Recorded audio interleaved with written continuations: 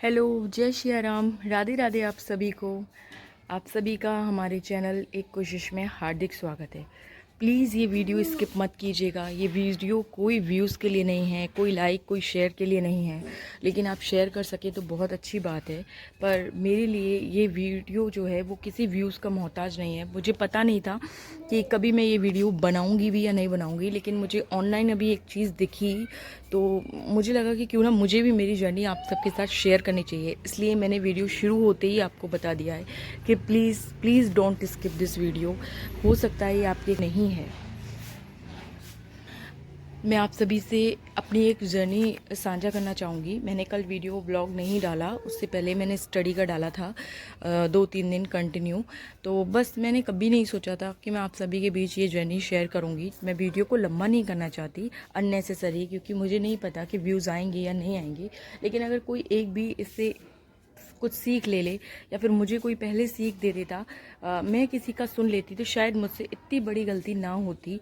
तो बस मैं ये कहना चाहूँगी कि जैसे कि आपको पता है कि हम सभी के पास आजकल फ़ोन होते हैं, उसमें फ़ोन पे, पेटीएम, गूगल पे सब होता है।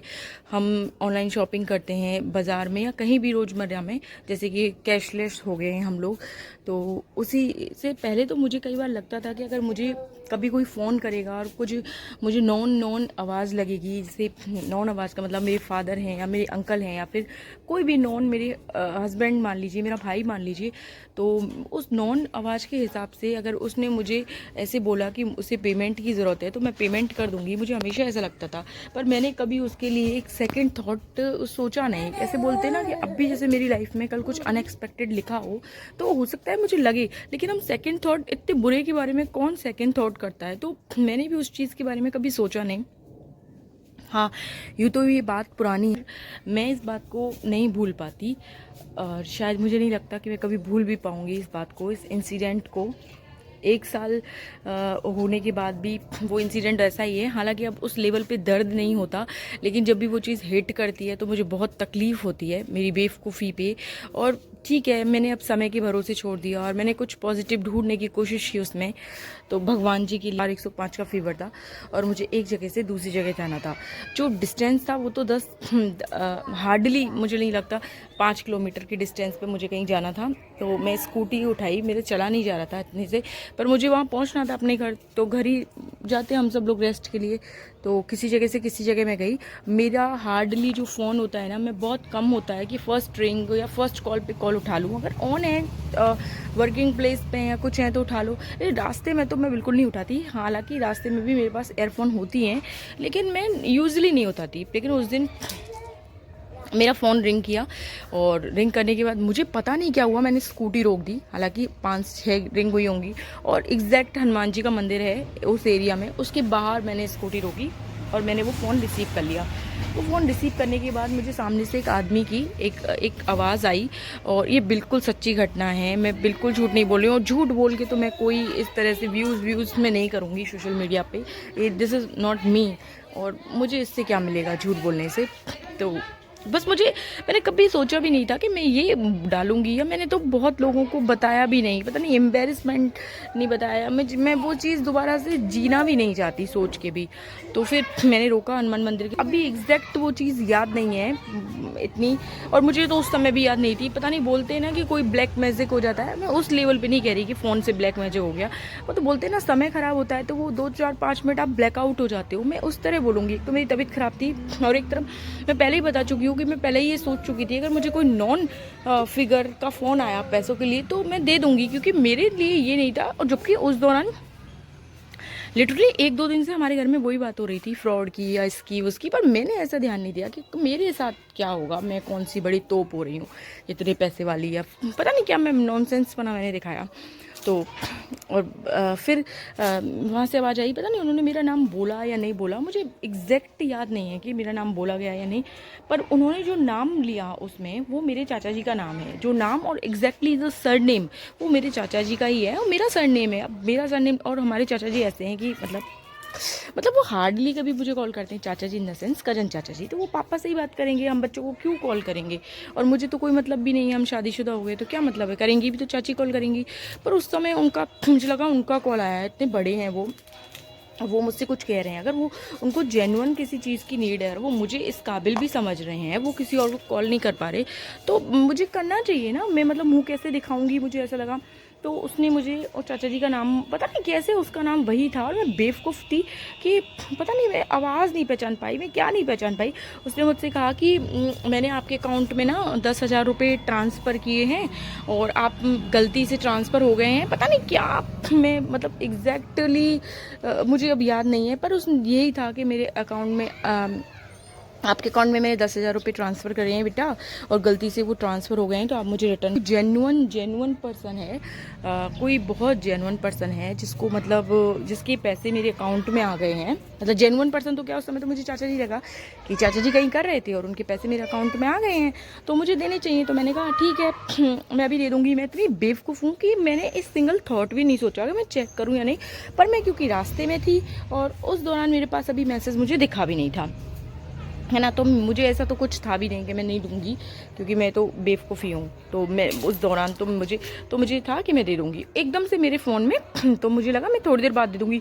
उसने मुझे ऐसा बातों में उलझाया, नहीं बेटा मुझे बहुत अर्जेंट है। मैंने कहा अभी मैं 5 मिनट, मैंने कहा चाचा जी मेरी तबीयत ख़राब है, मुझे बहुत तेज़ फीवर है, मैं घर पहुँच के दे दूँगी। हार्डली मैं 5 मिनट में घर पहुँच जाती। और ये मैं हैंड इसलिए लगा रही हूँ क्योंकि बेबी बाहर बार बार खेल रहा है, तो एडिटिंग नहीं करना चाहती। ये बहुत मेरे लिए बहुत सेंसिटिव टॉपिक है कि इस मुझे एडिटिंग का भी मैं नहीं, पर लेकिन करनी पड़ेगी, क्योंकि किसी भी तरह से मैं मतलब मैं अब बात में इतना खो गई हूँ ना कि मैं बहुत नर्वस हो गई हूँ इस बात को लेके। तो बस ऐसे ही, तो उसने मतलब मुझे होल्ड कर ही रखा, hold in the sense phone hold नहीं किया, मुझे बातों में इस तरह से एंगेज कर लिया कि मतलब ना तो मैं फ़ोन काटने की रही।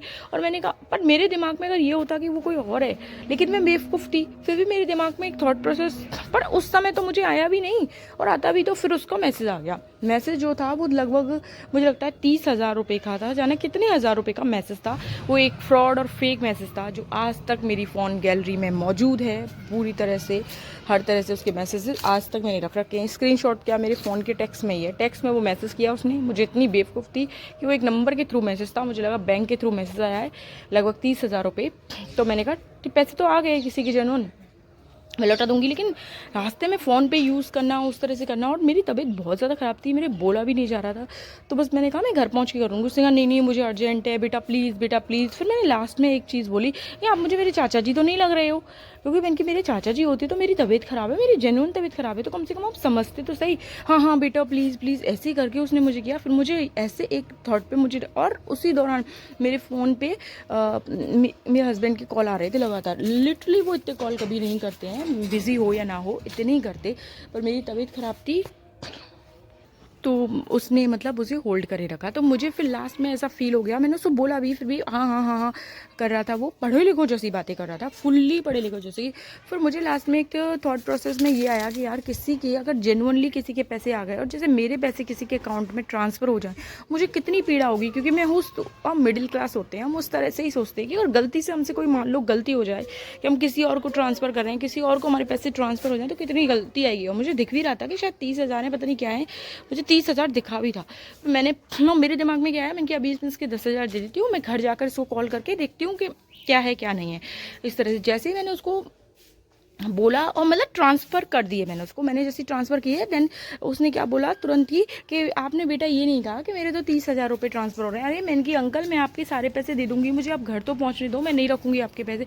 इतने में ही वो आगे और बात बढ़ा रहा था, पता नहीं फिर मुझे क्या हुआ, बोलते ना वो ब्लैकआउट, क्योंकि मेरे मोबाइल से तो पैसे कट ही गए थे, वो ब्लैकआउट ऐसा हुआ। फिर मैंने कि ठीक है मैंने, क्योंकि मेरे हस्बैंड लगातार मुझे 8-10 कॉल कर चुके थे, पता नहीं क्यों वो करते नहीं है, पर ये है कि मैंने कहा था मैं 10 मिनट में आ रही हूँ, मेरी तबीयत ख़राब थी, इसलिए पूछ लिया होगा कि क्या मतलब है तबीयत ख़राब पे आप कहाँ हो, पता नहीं उन क्यों कर रहे थे, भगवान ही करवा रहा था। अगर उस दौरान मेरे हस्बैंड कॉल ना करते, क्योंकि मुझे बहुत इरिटेशन भी तो हो रही थी ना, मैं लगातार बिजी हूँ और एक घर से कॉल आ रहा है, और आठ हाँ मतलब 6 कॉल तो मुझे याद हैं, अब मुझे नहीं पता 1 साल पहले।